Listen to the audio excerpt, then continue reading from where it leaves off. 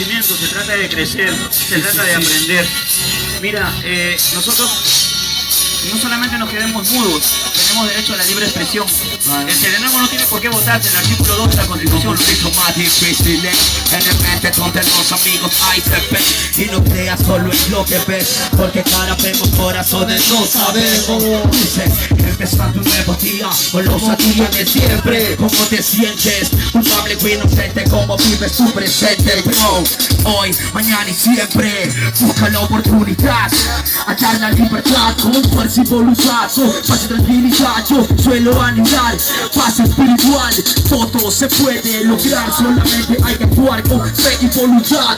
Usa tu máxima capacidad, ponte a ti, no se enfoca en la vida y mucho que investigar. Mucho puedes perder si no luchas, está perdido. Aprovecha que todo depende de uno mismo. Hay optimismo, bro, hay optimismo. Que todo depende de uno mismo, bro. Que todo depende de uno mismo, bro. De todo uno depende de uno mismo, de uno mismo. Como tú quieres darlo, tienes que decirlo. De todas formas representando hip hop, unidad vecinal, el Agustino.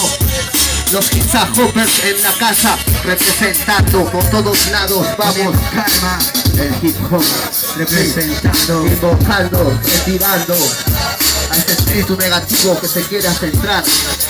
Del espíritu del reggaetón, fuera espíritu del reggaetón, ¡Fuera! ¡Fuera! ¡Fuera espíritu del reggaetón! Pues el que bota la basura al suelo. ¡Fuera!